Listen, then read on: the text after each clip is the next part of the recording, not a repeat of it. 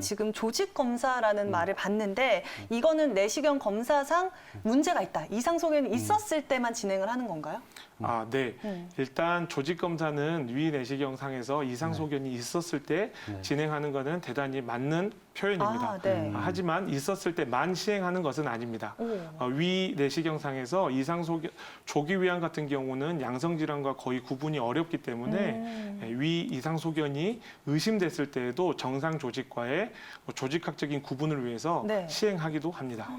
이상 소견이 그렇죠. 의심되는 경우에도 조직 네. 검사가 이루어질 수 맞습니다. 있다. 네. 이렇게 이제 뭐 의심될 경우에 그걸 해결하기 위해서 네. 알아본다고 할 수 있고요. 그러면 이런 위내시경을 하는 실제 절차에 대해서 한번 알아본다면 저희가 위내시경을 하기 전에 네. 금식을 하잖아요. 맞아요. 네네. 그렇죠? 네.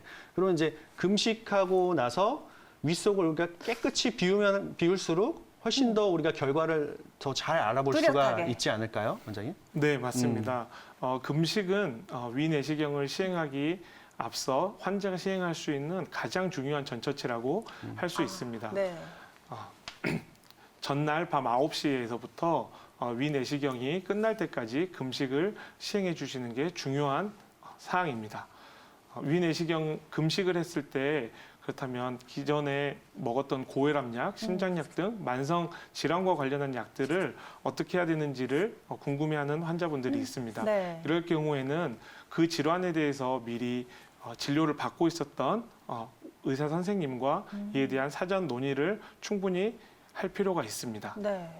위 내시경에서 금식을 시행을 하였을 때 사진에서 보시다시피 위 내시경에서 위의 사진은 굉장히 금식이 깨끗하네요. 잘 돼서 네. 깨끗이 된 사진입니다.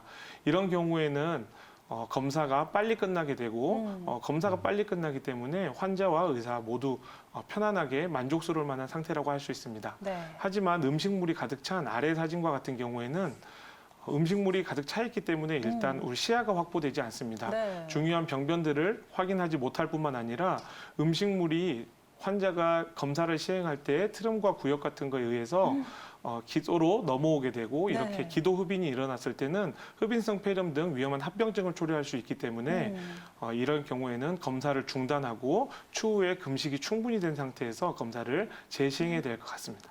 네.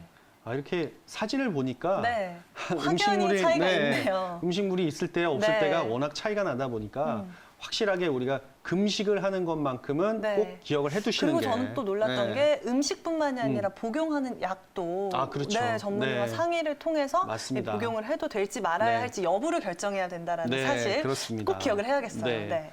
그렇다면은 이렇게 뭐 금식이라든가 뭐 약을 복용하는 거라든가 이런 거 외에도 네. 또 뭔가 어떠한 주의 사항이 있을지 원장님 한번 말씀해 주시겠습니까? 네. 네.